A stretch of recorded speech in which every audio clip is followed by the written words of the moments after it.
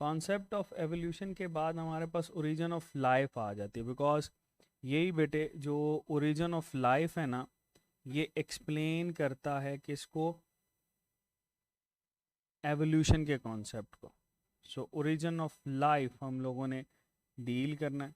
देखते हैं जी ये ओरिजिन ऑफ लाइफ क्या है, देखते हैं जी।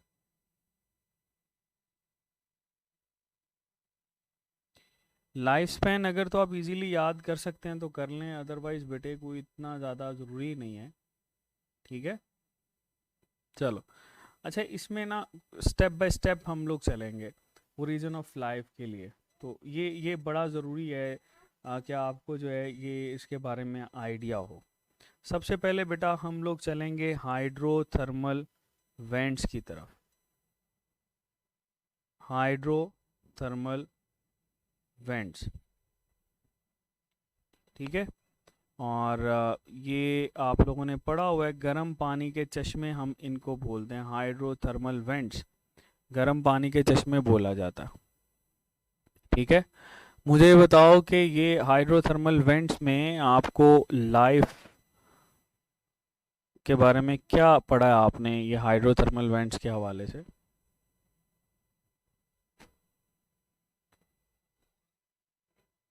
हाँ, हम हम ये कह रहे होते हैं कि लाइफ जो है बेटे ये एसोसिएटेड है विद वाटर, ठीक है। वाटर मतलब सबसे पहले जो लिविंग ऑर्गेनिज्म है ये वाटर के अंदर हमें नज़र आया। इसी वाटर में हम लोग ओशन या बेटे सी की बात करते हैं, ठीक है। लेकिन ये आप लोगों ने याद रखना है कि ये बेसिकली एसोसिएटेड है विद हाइड्रोथर्मल वेंट्स, ठीक है। पानी में तो है, लेकिन पानी के अंदर जो थर्मल यानी हीट के साथ एसोसिएटेड है। तो हाइड्रोथर्मल वेंट्स के साथ बेटे ये एसोसिएटेड होता है, बिल्कुल सही कह रहे हैं। इसमें ये कहा जाता है कि आपके पास जो सबसे पहली लाइफ थी ना बेटे, वो इस टेम्परेचर के ऊपर ओरिजिनेट हुई थी, that was about 120 degree C, ठीक है। और 120 डिग्री सी जब भी आपसे ये पूछेगा तो आपने ये बताना है कि 120 डिग्री सी टेम्परेचर बर्दाश्त करने वाले जो बैक्टीरियाज होते हैं ये बेसिकली आर्क्योबैक्टीरियाज हैं। ये कौन से बैक्टीरियाज हैं? आर्क्योबैक्टीरियाज, ठीक है। थर्मोफिलिक बैक्टीरियाज हम इनको बोलते हैं, थर्मोफिलिक। और ये थर्मोफिलिक वो होते हैं जो बहुत ही ज़्यादा टेम्परेचर को बर्दाश्त कर सकते हैं, ठीक है। इसके साथ आप लोगों ने एक और चीज़ याद रखनी है कि ये जो आपके पास बैक्टीरियाज हैं इनको एक्सट्रीमोफाइल्स भी बोलते हैं, एक्सट्रीमोफाइल्स, क्योंकि ये एक्सट्रीम कंडीशंस को बर्दाश्त कर सकते हैं, ठीक है। और अगर इससे आपका नाम पूछा जाए तो बेटे इस बैक्टीरिया का नाम है थर्मस एक्वाटिकस, ठीक है जी। तो बेटे ये आपके पास इस टर्म के साथ एसोसिएटेड है, दैट इज़ द नेम, ठीक है, जो कि बहुत ज़्यादा हाई टेम्परेचर पे बर्दाश्त कर सकते हैं। तो हम ये कह सकते हैं कि हाइड्रोथर्मल वेंट्स जो हैं ये एक्सप्लेन करते हैं कि किस तरह से प्रोकैरियोटिक ओरिजिन हुआ, ठीक है। सो ये प्रोकैरियोटिक ओरिजिन के साथ एसोसिएटेड है। आपको जब भी प्रोकैरियोटिक ओरिजिन की बात की जाए तो हाइड्रोथर्मल वेंट्स जो है बेटे ये इसको एक्सप्लेन करता है, ओके। बात समझ में आई बेटा? चलो इसके बाद ना हमारे पास इन्वायरमेंट को भी हम लोग डील कर रहे होते हैं। इन्वायरमेंट जो होता है बेटा, पहले आप लोगों ने पढ़ा था कि रिड्यूसिंग इन्वायरमेंट था, रिड्यूसिंग। तो रिड्यूसिंग इन्वायरमेंट से ये आपके पास ऑक्सीडाइजिंग इन्वायरमेंट की तरफ मूव हुआ।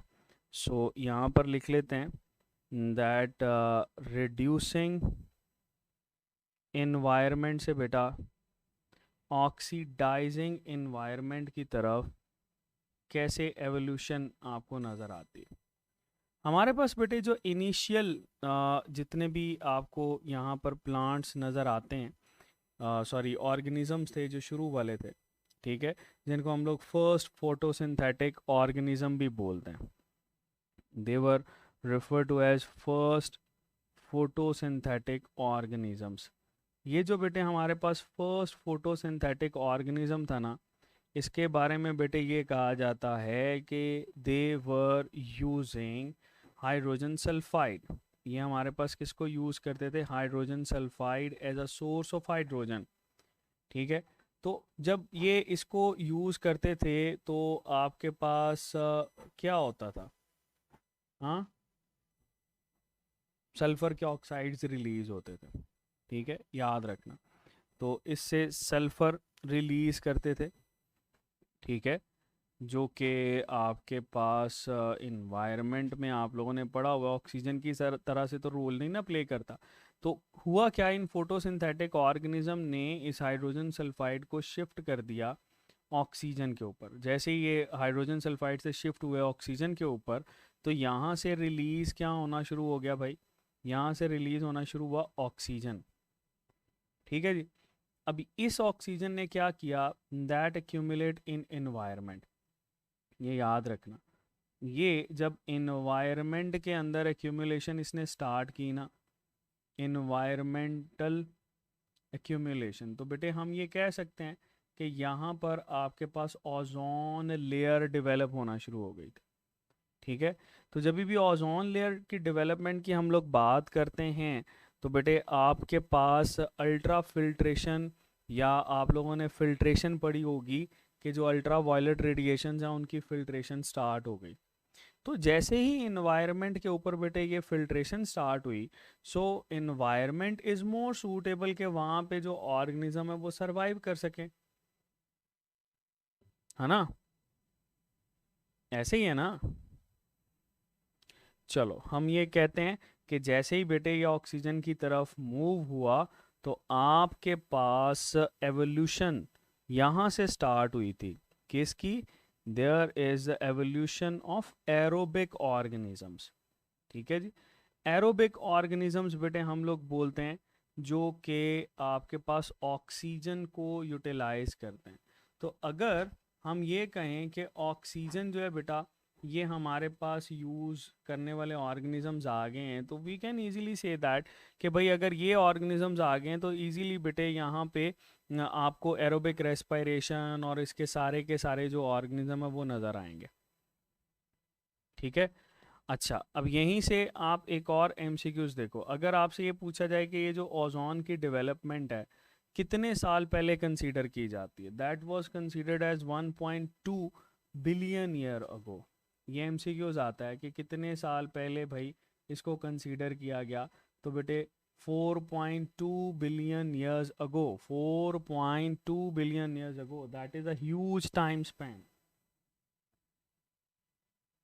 ठीक है बेटे, तो ये हमारे पास 4.2 बिलियन ईयर्स अगो। अच्छा फिर बेटे हमारे पास यही, आप ये कहते हो कि ऑर्गेनिज्म जो हैं ये शिफ्ट होना शुरू हो गए कहाँ से? एन एरोबिक इन्वायरमेंट से किसकी तरफ? एरोबिक इन्वायरमेंट की तरफ।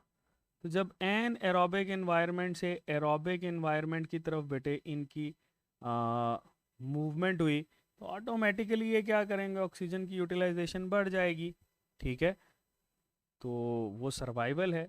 फिर हम ये कहते हैं कि बेटे यहाँ पर हमारे पास प्रो कैरियोट्स से अब यू कैरियोट्स की तरफ भी डेवलपमेंट स्टार्ट होती। तो प्रो कैरियोट्स से जब आप लोग मूव कर रहे होते हैं यू कैरियोट्स की एवोल्यूशन के लिहाज से, तो बेटे ये भी बहुत सिंपल सा है। प्रो कैरियोट्स से जब यू कैरियोट्स की एवोल्यूशन को हम लोग डील करते हैं, तो आप लोगों ने ये बताना है सबसे पहले, जो कि एमसीक्यूज पूछा जाता है, कि सबसे पहले ये जो आपको प्रोकैरियोटिक ऑर्गेनिज्म जो है ये कितने साल पहले डेवलप होता हुआ नज़र आया? So we can say that 3.5 billion years ago. तो बेटे ये एमसीक्यूज आता है कि 3.5 बिलियन ईयर्स अगो। और यू कैरियोट्स जो हैं ये बेटे 1.5 बिलियन ईयर्स अगो पहला जो यू कैरियोट है ये आपको नज़र आया था। तो इसमें गैप कितना हुआ फिर? हाँ, ये देखो ना, जब भी बेटे आप इसमें गैप को डील करते हो, तो 2 बिलियन ईयर का तो यहीं पे गैप आ गया, 2 बिलियन ईयर्स। तो बेटे ये 2 बिलियन ईयर्स का जो गैप है वो यहाँ पर एसोसिएटेड है। तो आपसे ये सवाल आता है कि यू कैरियोट्स जो हैं वो प्रो कैरियोट से कितने बिलियन ईयर्स जो हैं वो पुराने हैं। ठीक है, तो ये बेटे इसमें हमारे पास ये चीज़ें डील की जाती हैं। अच्छा, अब सवाल ये आता है कि ये जो प्रो कैरियोट्स से यू कैरियोट्स बने, ये भाई कौन कौन सी जो हाइपोथेसिस हैं इसके बारे में दी जाती हैं। दो हाइपोथेसिस बेटे दी जाती हैं इसको एक्सप्लेन करने के लिए। पहला एंडोसिम्बियोटिक हाइपोथेसिस। ठीक है, हम ना इन दोनों को साथ साथ लेकर चलेंगे। पहली कौन सी है, एंडोसिम्बियोटिक हाइपोथेसिस। तो एक तो हाइपोथेसिस हम लोगों ने ये लिख ली, एंडोसिम्बियोटिक हाइपोथेसिस है। दूसरा बेटे हमारे पास आ जाती है जिसको हम लोग बोलते हैं membrane invagination hypothesis. That is बेटे शोइंग मेम्ब्रेन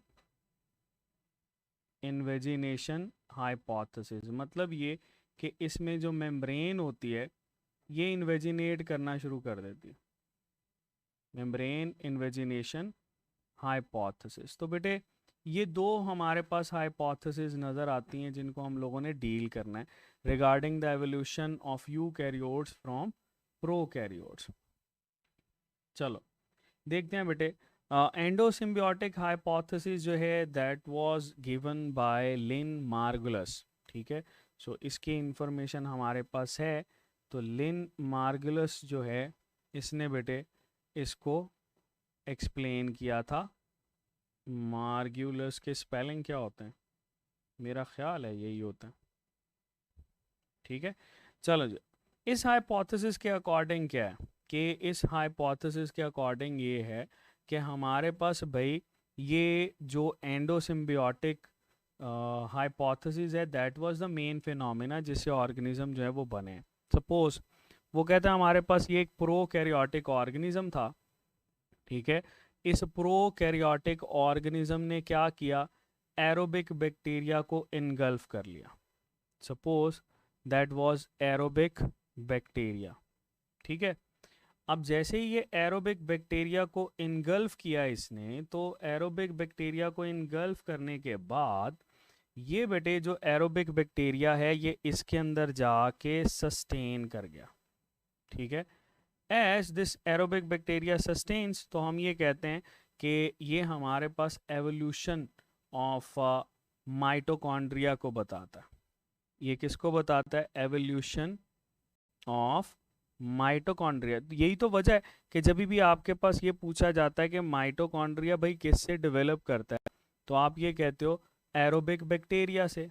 सो ये हमारे पास कौन सा बैक्टीरिया कहलाता है, एरोबिक बैक्टीरिया कहलाता है। एरोबिक बैक्टीरिया से बेटे ये इवॉल्व करता है।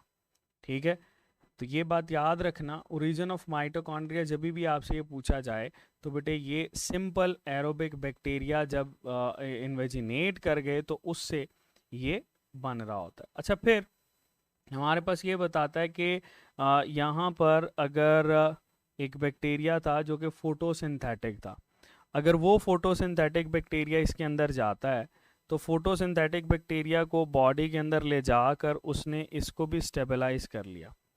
तो ऑलरेडी इसके पास क्या मौजूद है, माइटोकॉन्ड्रिया। अब बेटे इसने प्लास्टिड को जो है वो अटेन कर लिया, तो प्लास्टिड से आपके पास इसमें फोटोसिंथेटिक एक्टिविटी को आप लोग शो करते हो। तो ये बताता है कि ये जो बैक्टीरिया इसने इनगल्फ किया था दैट वाज फोटोसिंथेटिक बैक्टीरिया। तो फोटोसिंथेटिक बैक्टीरिया इनगल्फ करने के बाद हमारे पास बेटे जब ये सस्टेन करेगा तो इसको हम लोग बोलते हैं कि that it is explaining evolution of chloroplast. ठीक है, तो ये एवोल्यूशन ऑफ क्लोरोप्लास्ट को एक्सप्लेन करता है। अच्छा जी, फिर बेटे इसमें फ्लैजेला को भी एक्सप्लेन किया जाता है। फ्लैजेला आपको ये बताया जाता है कि जी स्पायरोकीट बैक्टीरिया थे। ठीक है, सपोज यहाँ पे हमारे पास ये स्पायरोकीट बैक्टीरिया, तो लेबल कर लेते हैं, दीज आर स्पायरोकीट बैक्टीरियाज। तो बेटे जब भी ये स्पायरोकीट बैक्टीरिया जो हैं ये हमारे पास अपटेक होते हैं। तो इन स्पायरोकीट बैक्टीरिया के अपटेक करने से क्या होगा बेटे, यहाँ पर हमारे पास ये फ्लैजेला की डेवलपमेंट हो जाएगी। So that is explaining the development of flagella.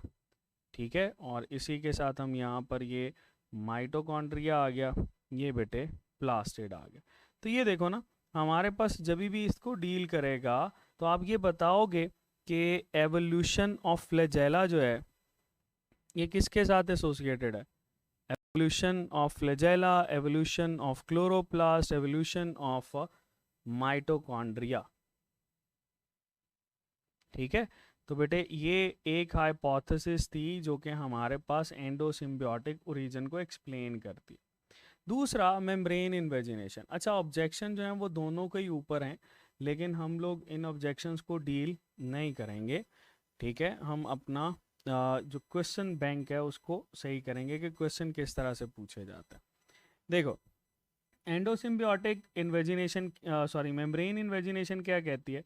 According two membrane invagination, suppose अगर हमारे पास ये एक बैक्टीरिया है, तो इसने कहा इस बैक्टीरिया ने क्या किया, इस बैक्टीरिया ने भाई अपने यहाँ पर मेम्ब्रेन को ही इन्वेजिनेट करना शुरू कर दिया, अपनी मेम्ब्रेन को। तो अगर हम इसकी मेम्ब्रेन को देखें, सो यहाँ पर बेटे आपको इसकी इन्वेजिनेशन नज़र आती है। ठीक है, सपोज हम ये इसकी इन्वेजिनेशन को शो कर लेते हैं। बेटे ये मेम्ब्रेन ये इस तरह से इसने इन्वेजिनेट करना शुरू किया। ठीक है, और जैसे ही ये इन्वेजिनेशन आपके पास कंप्लीट हुई तो इसके पास जो है ना वो genetic material and all the necessary चीज़ें जो हैं वो जाना शुरू हो गई, और ये जो है वो आपके पास मेम्ब्रेन बाउंडेड ऑर्गेनेल्स को शो करता है।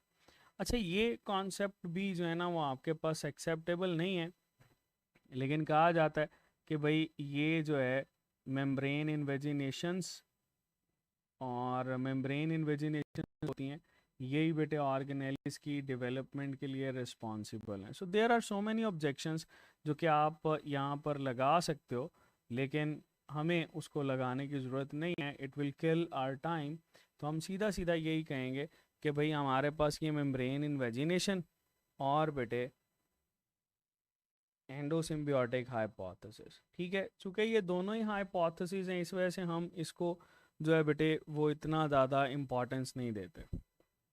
ठीक है, हाँ ये ज़रूर है कि जैसे ही आपके पास ये कह लो कि जी multi cellular, sorry eukaryotic organism जो हैं ये मिलना शुरू हुए, और इनसे फिर मल्टी सेलुलैरिटी जो है वो डेवलप होना शुरू हो गई। ठीक है, सो ये कॉन्सेप्ट ज़रूर आपने जहन में रखना है कि मल्टी सेलुलैरिटी जो है वो इसके साथ एसोसिएटेड है। ठीक है जी, चलो इसके बाद नेक्स्ट कॉन्सेप्ट जो है ये हमारे पास बेटे एवोल्यूशन के हवाले से ये हम लोग डील करेंगे लामार्किज्म को।